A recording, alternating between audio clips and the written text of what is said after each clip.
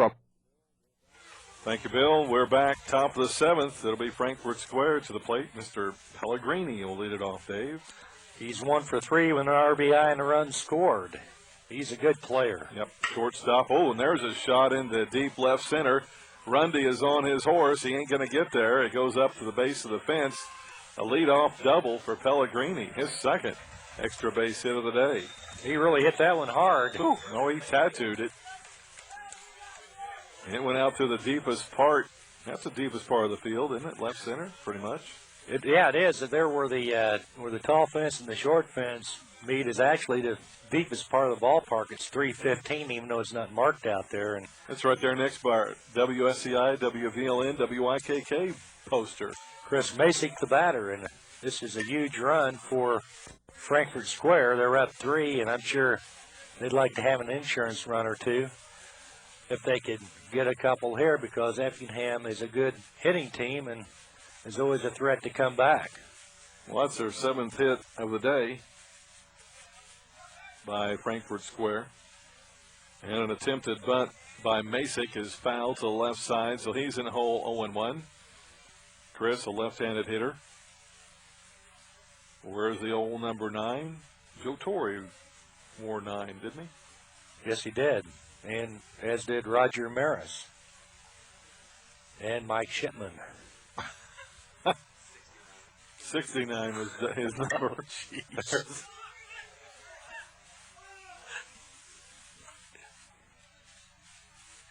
There's an attempted bunt, but it's foul. Another good attempt.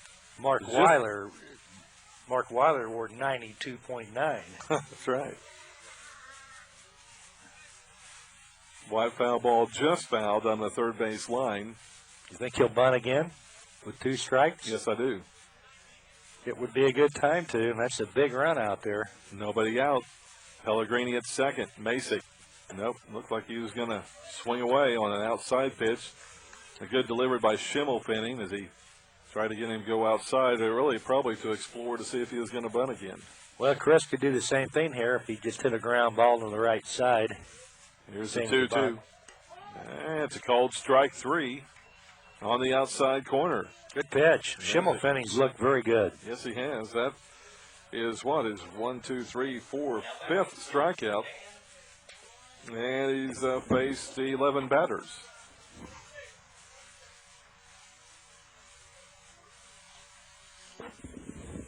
We're going to have a pinch hitter for Bobby O'Neill. That'll be Dan Perkle. Number 19, he'll pinch hit for Bobby O'Neill. And Dave, that's one thing we complimented each of these 2 teams and a couple others during this tournament, getting mostly all the players in the game. Ball is thrown behind Perkle. He calmly stood there and let it go behind him. Didn't move a muscle. It's a wild pitch, and moving from second to third is Pellegrini. Well, you know, we've had, of course, we had Downers Grove who bowed out in Olney, but we've got Effingham County, Crawford County, and Frankfort Square. And there's a foul attempt as he was trying to bunt, maybe a safety bunt for Pellegrini. We've already seen that once in this tournament. But all those clubs I mentioned have been exceptional in their sportsmanship and their conduct during this tournament, and something that their respective districts can be proud of. That's right. Here's another bunt attempt, a squeeze play. Third baseman Wallen tries to scoop it with his hand and throw it in. The squeeze play is complete. No one's covering second. Now they get over there, but Dan Perkle, man, right off the bench, lays down the squeeze play bunt, a beauty down the third base line. And Pellegrini scores. And Wallen did all he could, and that's a base hit RBI bunt. Kyle Buzzard will be the batter. His 5th at bat today for Kyle. So tack another one on, 7-3 now the lead for Frankfort Square.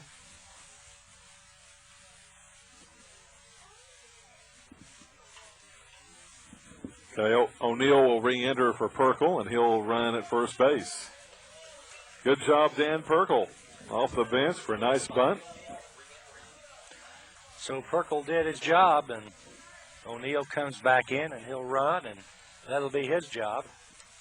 That's a big run, but I think the biggest run is already scored. That psychologically, that going from a 3-run lead to a 4-run lead is big. Yep, especially with Effingham County one at bat left to try to pull things back to at least a tie.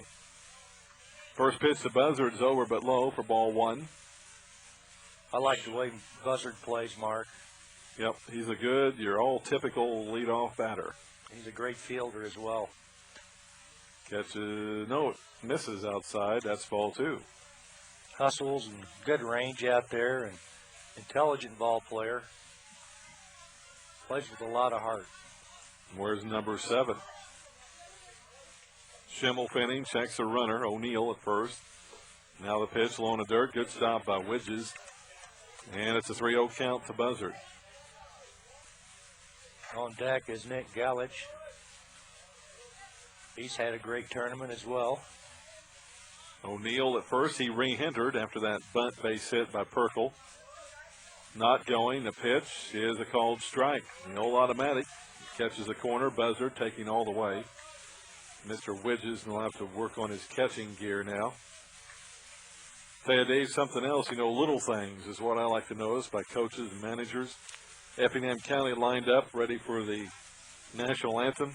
Coach Miller just took a couple of steps back, make sure his kids are all in line, all paying attention, step back up and in line, and that's what these coaches and managers are doing. They're setting examples. And well, you can set a good example or you can set a bad example, and Mr. Miller's been very impressive. Well, he and these coaches, both of these two teams, have very much have been sportsmanlike, and a tip of the hat to them and their communities of which they represent. We'll have a new pitcher. Schimmelfenning will come out. Kenny Miller will come in. I believe it'll be Mr. Bonehoff, right, pitching. Right, that's correct. Storm will come into the game for Schimmelfenning. Brandon Storm, he will take over at second base. Nope, that's Owensborg. Owensborg.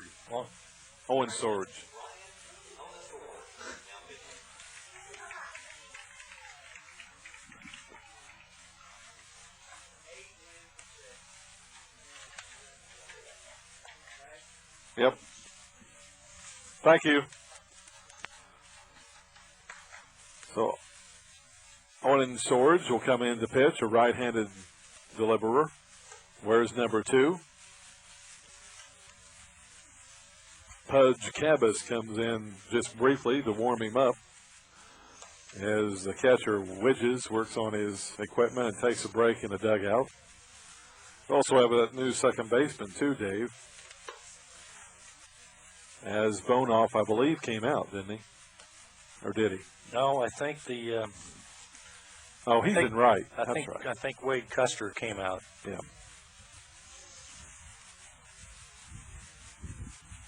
Okay, so new pitcher for Effingham County.